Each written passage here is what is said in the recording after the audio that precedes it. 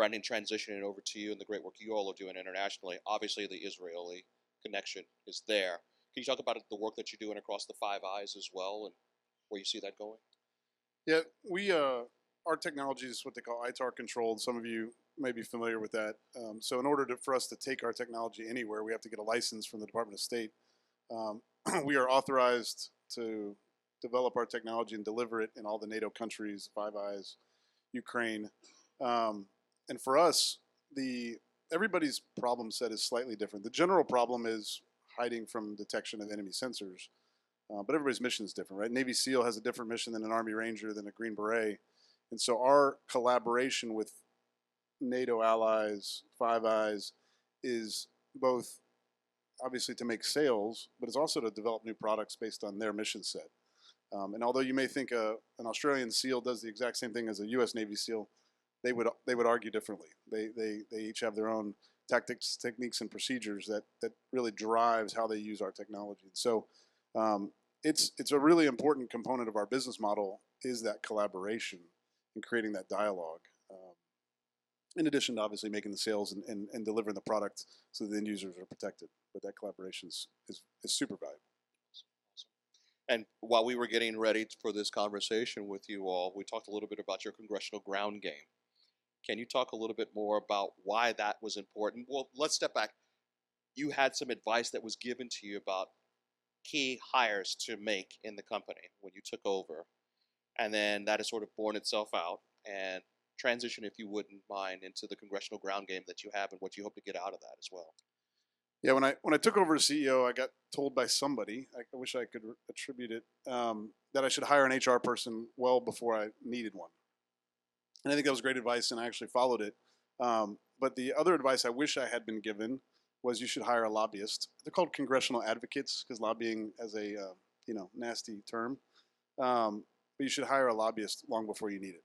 And I would pass that advice on to all of you. If you're going to do a disruptive technology, so for those of you who don't understand how the defense acquisition process works, and I'm not an expert by any stretch of the imagination, but I'll sum it up this way.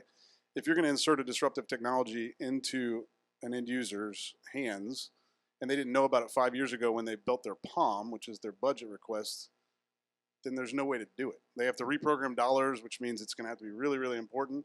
Or you go to Congress and you ask for a congressional ad, or they used to call them earmarks back in the day.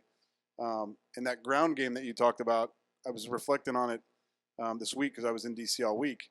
The very first time we engaged with Congress was 3 years ago, and I met 4 congressmen.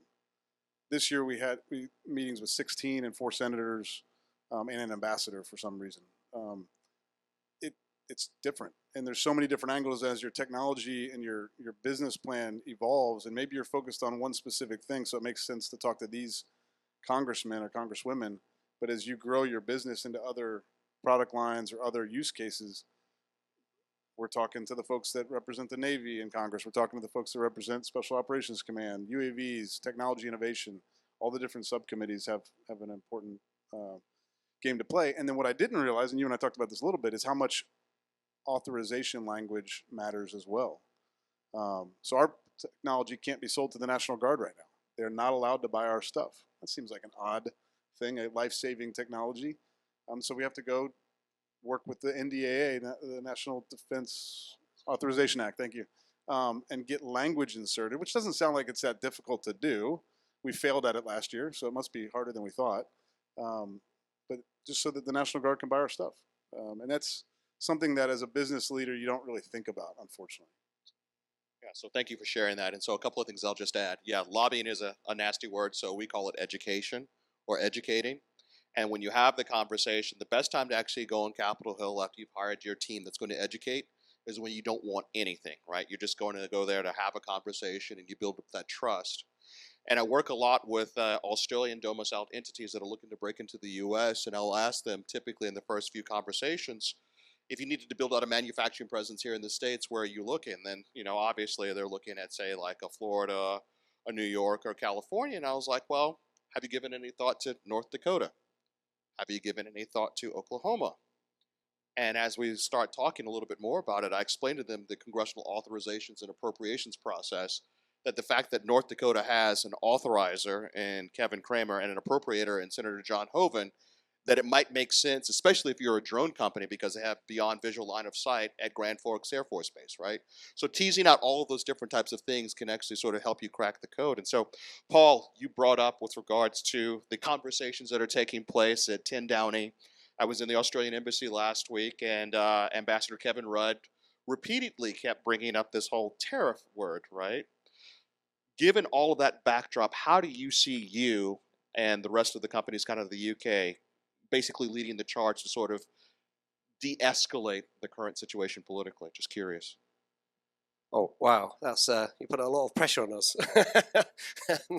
I mean, I think, I mean, I was in a briefing when we're talking about, can the UK lobby to bring those ties back together, where they were kind of a week or so ago, and someone made an interesting point that recently, European defence stocks have gone up by 20% and US defence stocks have gone down, and says almost like that's where the lobbying happens.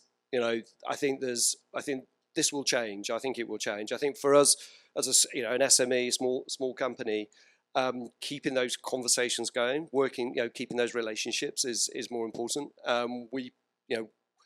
We partner with US companies a lot, so we've got deep partnerships with Microsoft and Google and Oracle, and I think we've just got to keep those boots on the ground, doing what we do, not worry about the politics. It will shake out. I'm totally convinced it will shake out. So, but I think the reality is we have to work together.